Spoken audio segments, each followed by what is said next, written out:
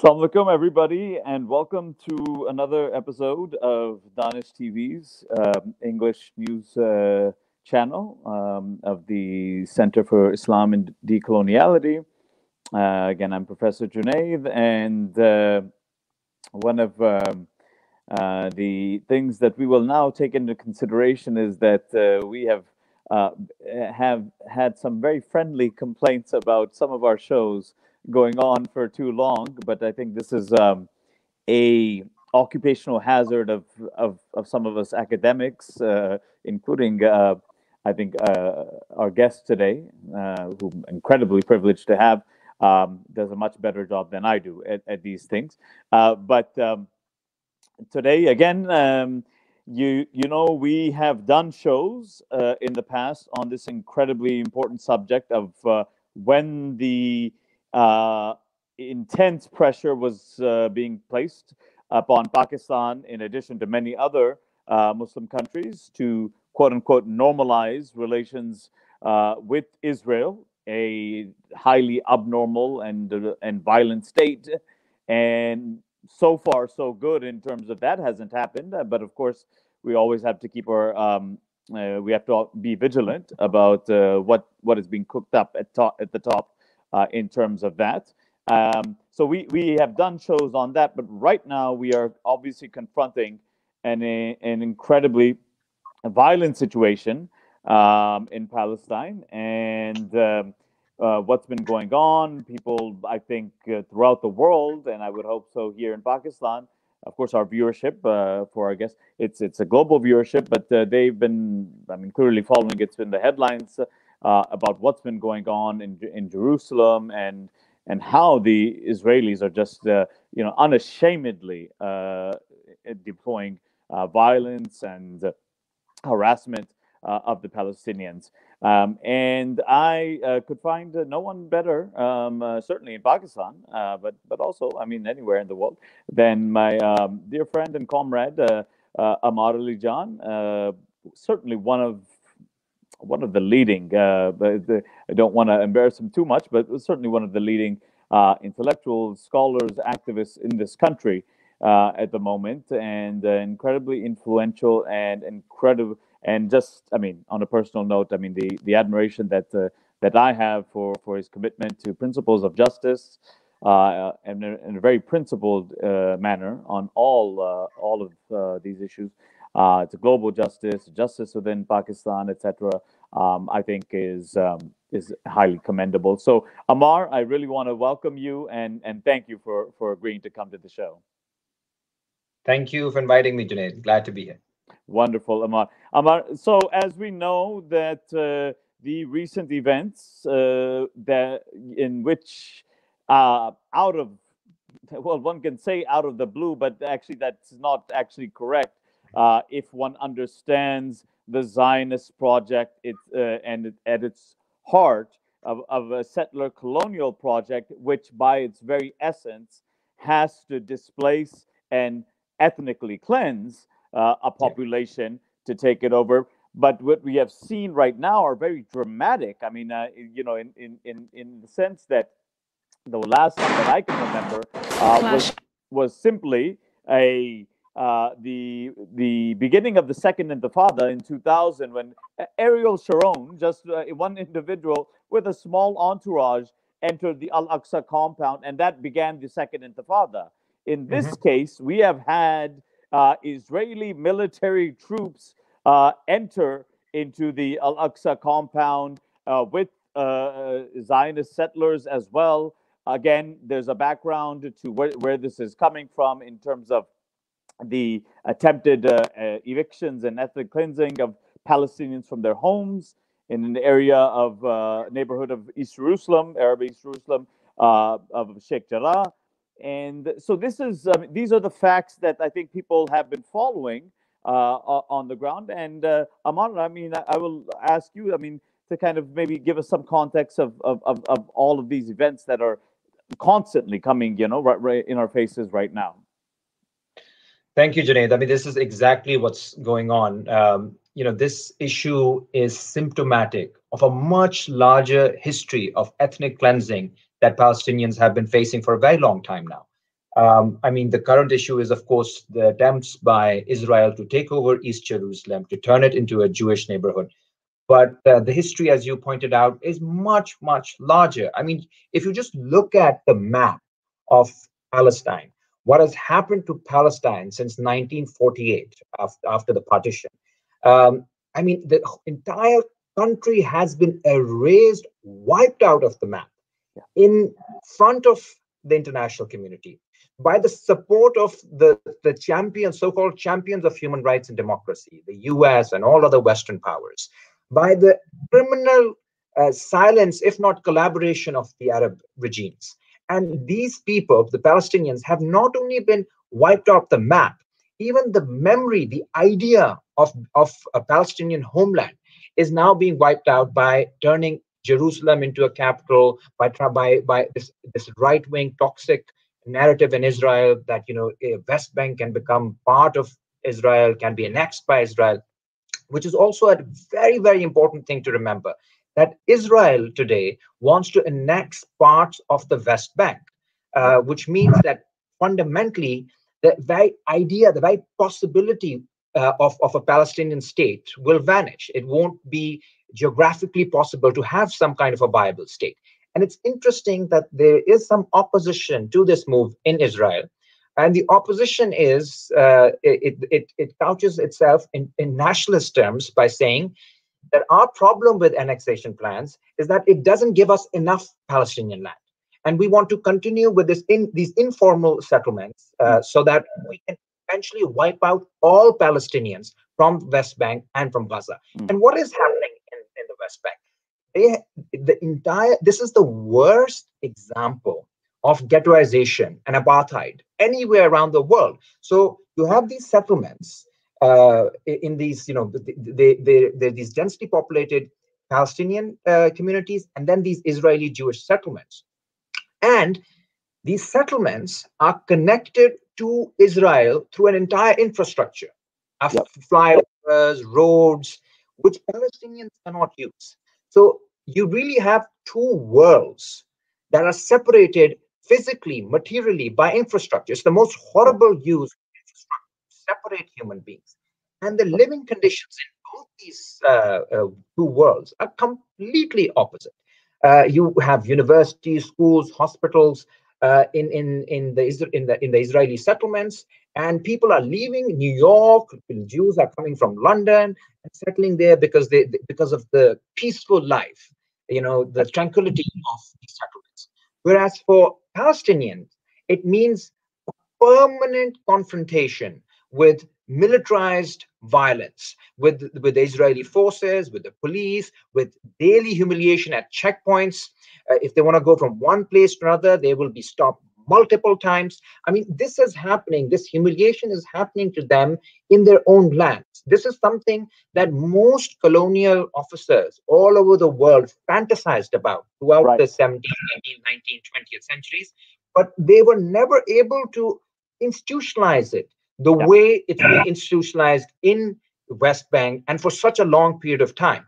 And I think this latest uprising is a symptom of this impossible position that Palestinians have been put in, the erasure of their dignity, the erasure of their human rights, and they're fighting for life, literally fighting for life, which is why it is resonating with people all over the world. No, absolutely, Ammar. I mean, there's the points, all of the points that you made, I kind of hit the nail on the head. I think that in the immediate context, it's important to kind of remind our viewers that what is going on in East Jerusalem itself, you know, where Jerusalem was primarily an Arab city itself, the west part was completely taken over by Zionist settlers. And now what they want to do is exactly what you said, is to completely Judaize, eliminate all kind of Muslim, Christian presence, Palestinian presence from Jerusalem, even the Arab East Jerusalem part. And this is the Sheikh Jarrah neighborhood from which the Israeli settlers want to evict, take over their homes, not just throw them out, sometimes throwing out the furniture, sometimes even keeping the furniture.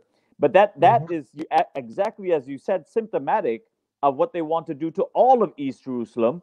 And what tells you, what gives the most glaring example of that is they're going into the Al-Aqsa compound. I mean, Yeah. in terms of this is the end of Ramadan, the last 10 days of Ramadan. Laylat al-Qadr was that, and these troops are going there. But again, the one interesting point that you did make is that the resistance that we also saw during this. I mean, it's incredible. I mean, the type of fear that people would normally have of that type of onslaught while worshiping. They're not prepared for some guerrilla warfare. They're worshiping in the Al-Aqsa mosque, and so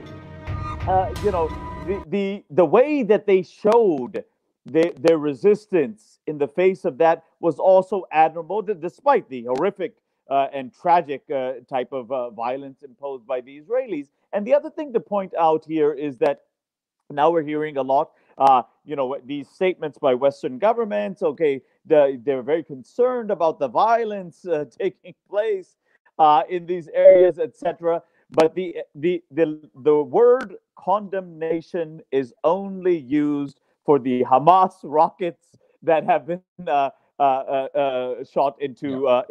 into Jerusalem. And again, it's very, very important because I mean that the Western media propaganda is now global propaganda Yeah. mainly. I mean, this thing circulates everywhere, even within our own media population. But Hamas on the first day of this, the second and third day when they started to fire rockets, when they saw that the Israelis are not relenting, the Israeli military from occupying the Al-Aqsa compound, and the settlers are not relenting in evicting the residents of the Sheikh Jarrah neighborhood. Then they gave them at 6 p.m. stop, and we will stop all rockets. This is the first time since 2014. We must remember that. People that say that Hamas just all they do is just fire rockets and engage in terror. This is the first time since 2014 that they have done this, and they've said that please stop at this time and we will stop our rockets. And of course, the Israelis have not. And of course, the Israeli response is not to hold back and in terms of what they're doing, but instead pound Gaza as they have done repeatedly. And just now, it figures 28 Palestinians dead, about 9 of them children, and so on. And we can expect more of this. But I think that the larger point that you're making is yes, this is the manifestation of the Zionist project when they spoke about the early Zionists of transfer, etc., and ethnic cleansing, etc. It's been happening. It's been happening from the Nakba, the catastrophe from 48 to 67, and it's an ongoing, and from Oslo, the so-called Oslo peace process. We've been seeing this as well. And so, but the one thing that what I'll say, just like a friendly amendment, Ammar, within Israeli society, it has gone so much to the right at this point. I mean, we're not just talking about the Israeli state at this point. And in some ways, Netanyahu, who I mean, has so many corruption charges against him and is trying to make up this government. He is relying on this society that the one thing they can all unify on is kill the Arabs. I mean, yeah, exactly. Yeah, basically, on this Palestinian issue. So I mean, if you could speak a little bit more on that, Yeah, no, I was actually saying the same thing. I was saying the only opposition to annexation is that it's a lot of settlers are saying it's not violent enough, that we actually don't need to annex. So there is no opposition as such. That was my point earlier.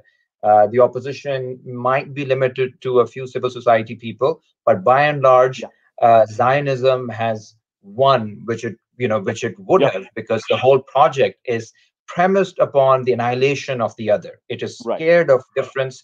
It is scared of anything that interrupts its fiction of creating a homogeneous Jewish homeland. Exactly. And as well as convincing the Jewish population within Israel, at least. Now there's obviously massive divisions within, even Western Jewry on this question of the uncritical support that they gave Israel since '67. We are clearly seeing some shifts taking place outside of Israel, but within Israel, as you said, Zionism has certainly seems like it succeeded in convincing the Jews there that yes, the response to anti-Semitism, etc., all is Israel, and everyone is against us, and therefore the only way to survive is to ethnically cleanse or kill. Yeah, and there's a really good book by Jacqueline Rose on Zionism, which I was actually reading recently.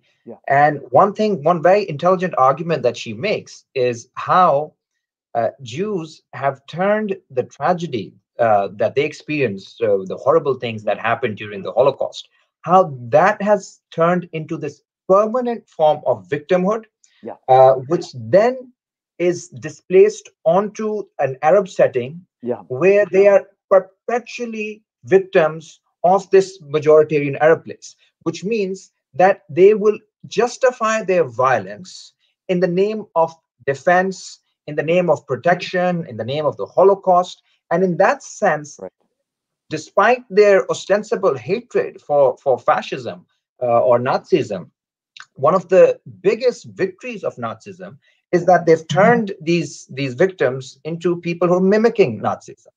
Because of this victim complex, because of this absolute inability to accept any difference, because of this refusal to accept other people's histories, other people's rights, and by insisting on creating a homogeneous community, national community, by erasing anyone that interrupts their fiction.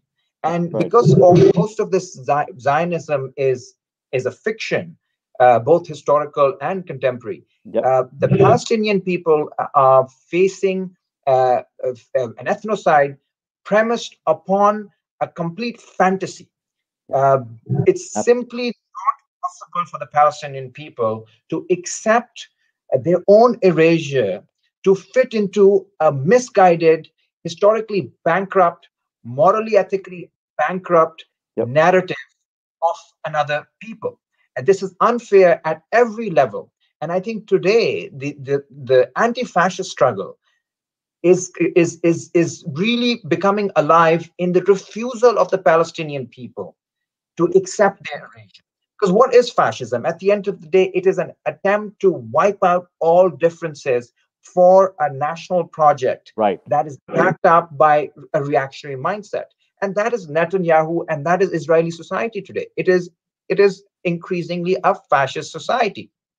And there is no other society, in my opinion. I critique societies across the world and here in Pakistan, other places, but it's very difficult to compare anything like Israel, not because the people essentially are problematic, but because of the very materiality of Israel's existence in an Arab land. It will fuel fear.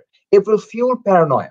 It will fuel this violence in the name of self-defense, this preemptive violence, this preemptive wiping out, because of the gap between the project, the aspiration of the Zionist state, and the reality of the Arab world. I mean, that is again a British crime. One of the long list of British crimes to kind of facilitate such a thing. In the you're referring to the Balfour Declaration. Absolutely. Exactly, of 1917, calling for a homeland for the Jews in Palestine. And it was ridiculous to begin with, and it's become more and more ridiculous because of the nature of the Zionist project. The way it comes into complete clash with any material reality that it finds itself with, and the only logical conclusion is someone like Netanyahu, when one continues to believe in this project. So the challenge for both the Arabs and to a certain extent Israelis, if they can find humanity within themselves, is to dismantle Zionism, both its materiality and its fictions, ideologically destroy it, because without destroying such an exclusive and murderous ideology, it's pretty much impossible to imagine some kind of a peaceful settlement. Absolutely, and we can get to this in a second. This idea of, again, the dominant narratives within mainstream media of clashes, of violence on both sides, etc. All of the nonsense. Do Palestinians have F-16s and all of this armed to the teeth, etc.? It's such a joke the way that it's framed and how it's Yeah. sold to the world. But there are many interesting points that you just made that I just want to kind of re-emphasize. The the Zionist project, and you began with a very important book, and of course there's another book which makes similar arguments. It was a very popular book, for activists and folks in the Palestinian solidarity movement. Of course, it was condemned obviously by the Zionists themselves, but that was Norman Finkelstein's book, the Holocaust Industry, Industry. the exploitation of Jewish suffering. Mhm. And it was brilliant. I mean, the way he documented how particularly post 67, how they were in the United States principally, but also in the UK and other places, how they were able to mobilize people to understand that, look, we have gone through this, and therefore we're not talking about the right wing, we're talking about liberal intellectuals. Chomsky speaks about this. The foremost supporters of Israel became liberal intellectuals from abroad of the state of Israel, because for one, yes, that the Holocaust, but again, sort of a certain attachment, a very racist kind of attachment to this kind of, okay, this is an oasis of this bastion of democracy and an oasis of goodness and virtue in this backward Arab land. But the other thing is that, and I think you appreciate this fact, is the Zionist movement, and this is what people need to know, that the Zionist movement that is basically the movement for the creation of the state of Israel. Up until 1940, the global Zionist movement had less members than the Socialist Party than the Jews in the Mhm. Socialist Party of New York City. So Yeah. it was precisely the Zionists, and this is the intense criminality and just of that history of Zionist leadership's collaboration with the most anti-Semitic, uh, including the Nazis, including the Tsar of Russia, etc., to get Jews to come to Israel, when the majority of the Jews Mhm. on the planet were not interested in this. Were interested Absolutely. in clear anti-racist struggles where they were, along with other people. But it was the Holocaust that then, of course, enabled the Zionist leadership to also collaborate in bringing Jews to Israel. So it's an important point to remember that this is not just a kind of an indigenous desire by Jews all over the world to go to Israel. Not at all. This was Mhm. that was the project. And the other thing to realize at this particular point is that that the model that you were talking about in terms of vis-a-vis the Palestinians, it's the ethnic cleansing, transfer, etc. There is we have had, and we've been talking about kind of all of these kind of colonial enterprises, and this one is one of the most vicious and long-running ones, precisely because the backing of the United States, armed to the teeth, as well as the Mhm. collaboration of regimes. We'll get to that in a second in the region. But Mhm. but the interesting point here is that you've had different settler colonial models. You've had models, say of course, the American one or the Australian one, in which you just wipe out the indigenous population. Uh, Right. you have one. Another second model is saying something like South Africa, in which you have a minority, but which is dependent on the Mhm. black majority and their labor, and Absolutely. sooner or later, that type of system will fall. In Israel, we presented with a different type of settler colonialism, in which now you have roughly like almost half and half, 50-50 Jews and Palestinians. And so now it's just they want to get rid of them. It's just, and that's what they've done in Gaza, in the West Bank, as you say, taking over, and that will then be accompanied by ethnic cleansing, send them to Jordan, send them to Egypt, and so on. So this is something very, very important, I think, also to emphasize. But Ammar, since we are running a little bit out of time, I think it's important, and maybe even linking it back to kind of the shows that we did earlier on the pressures being placed by particularly the United States. I mean, particularly under the Trump administration, but I mean, really, I think this is going to continue until some type of a mass popular pressure in the U.S., which is happening within the Democratic Party from below. It's slowly happening, but I think this will continue. The pressure for, okay, recognize Israel, negotiate with Israel, normalize with Israel. So I think it's connected to that, but I would like some of your thoughts on kind of, the international arena. I mean, I spoke about kind of the responses we can expect from the United States, et cetera, to this, but also in terms of our own regimes. Yeah, when I say our own, I say what I openly call Muslim Zionist regimes, the Arab world, what they're up to, et cetera, the Gulf states, and the type of pressure they're putting on other so-called brotherly nations such as ours. I mean, if you can comment on that a little bit. Thank you, Junaid. This was very useful.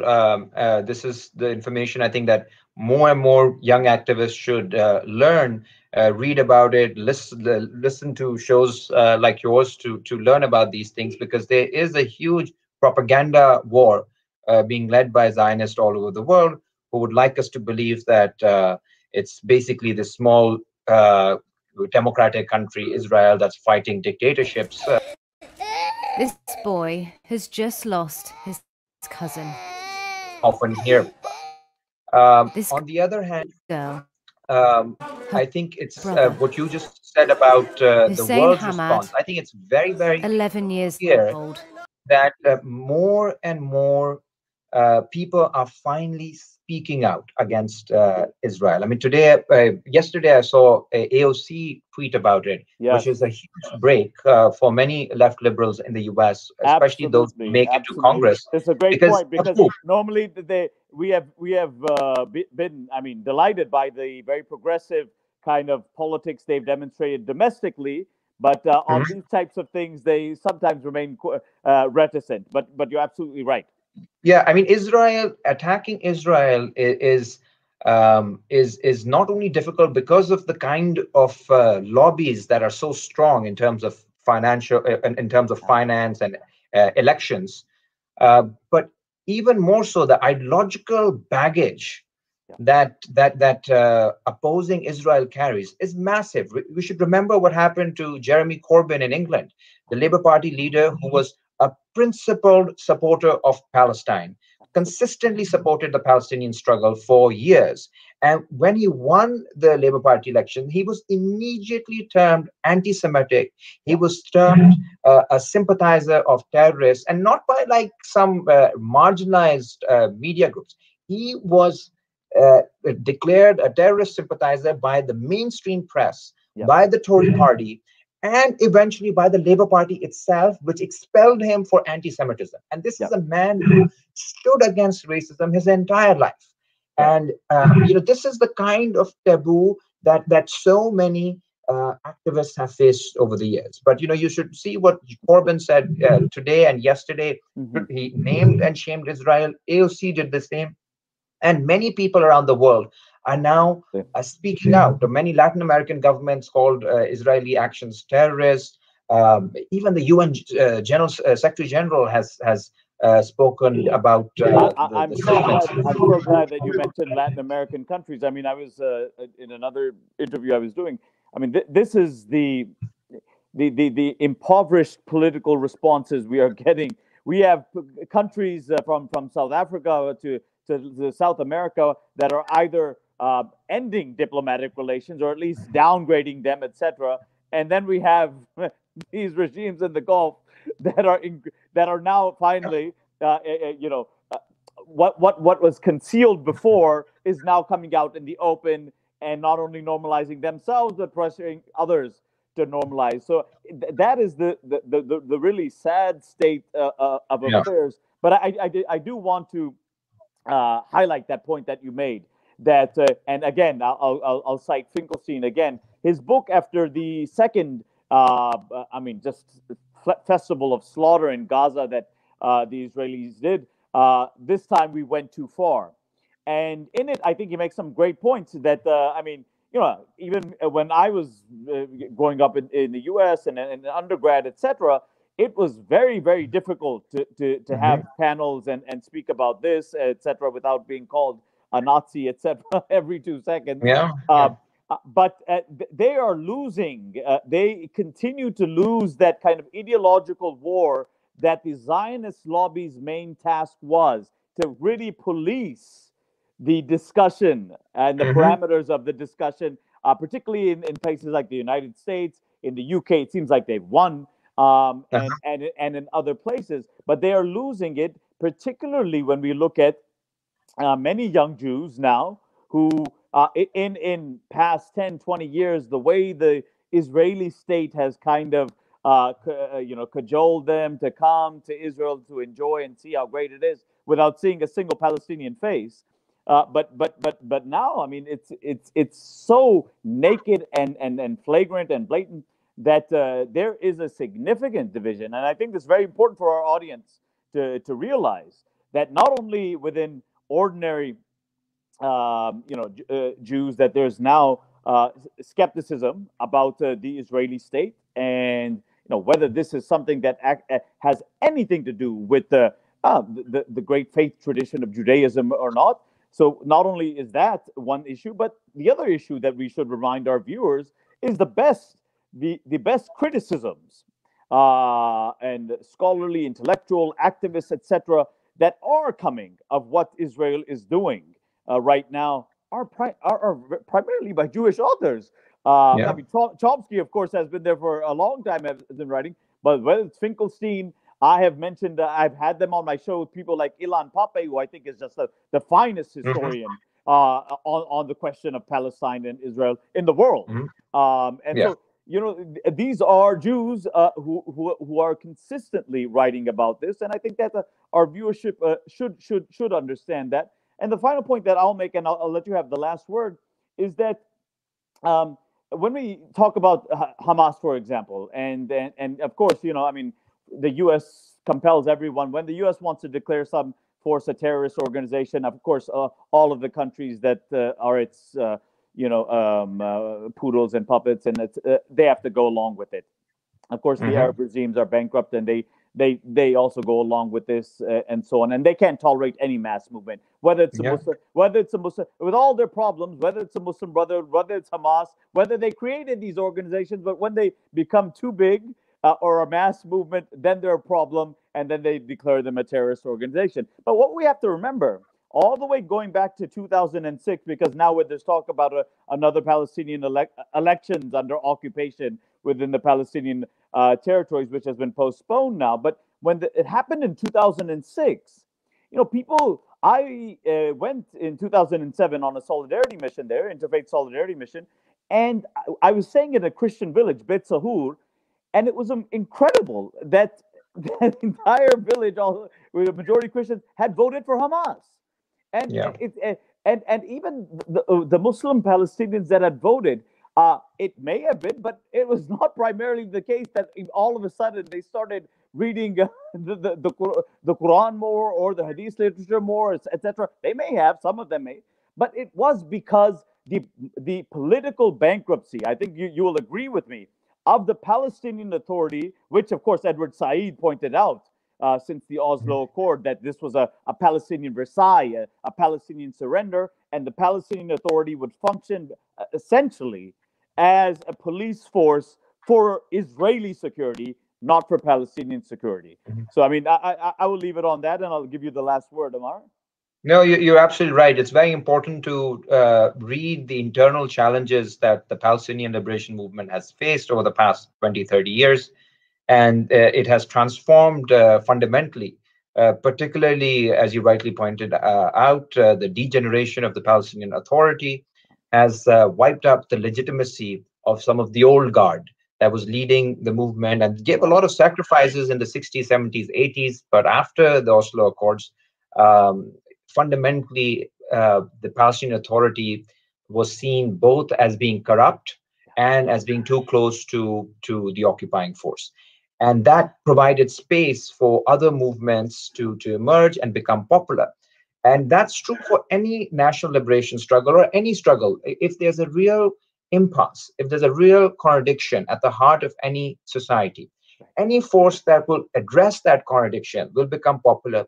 And any force that tries to navigate its way around it will get exposed. And even recently, some of your viewers may know that the Palestinian Authority just refused to hold elections that was supposed to happen on the 22nd of May. So the entire opposition, not just Hamas, but also the Popular Front for the Liberation of Palestine, the Left Group, and other parties, all of them condemned that move by PA, and it was clear that sections of the Palestinian Authority have been collaborating with Israel and the US for a very long time. Although right now all of them have been pushed by Netanyahu in such a position that there's no point in any kind of internal disagreement at this stage. The point is to set up a united front where we let Palestinians debate their internal differences, but we give them unconditional support in their struggle for national liberation. And this then brings me back to the last point about the Muslim world and generally our regimes, many of whom have been pro-Israel. It's clear that the sentiment on the street is overwhelmingly pro-Palestinian. You can meet anybody from almost any ideological background, and they will tell you that their heart beats with the people of Palestine. They stand with the people of Palestine. They inspire us not only because there's, of course, the element of religion is there as well, but also because Palestine reminds people of our own colonial past and our neo-colonial present. And it tells us that it is possible to say no. It is possible to refuse surrender. It is possible to fight back, even if the entire world is against you. And this audacity of hope that actually the Palestinians have shown, this is what I think has told people all over the world that the real art of politics is not to go for the possible, but to believe in the impossible, the possibility of the impossible that is deemed impossible by those in power. And Palestinians continuously show that the impossible can be possible by refusing their erasure. And a country like Pakistan, historically, while the sentiment has been overwhelmingly pro-Palestine, our governments have participated in the massacre of Palestinians back in the day. I don't know if you remember the Black September. Zia was sent in to help the King of Jordan to kill Palestinians. And then in the 80s, we collaborated in the Afghan Jihad with Israel. But of course, again, there's the tension between what the governments and the regime do, and then ordinary Pakistanis who have gone. Ordinary Pakistanis are completely with Palestine. Arafat's bodyguard was a Pakistani. There's an entire history of love and support for Palestinians. And, recently there were attempts being made in Pakistan, just like attempts were made in UAE and other parts, to normalize relations with Israel. I think it would be a catastrophe.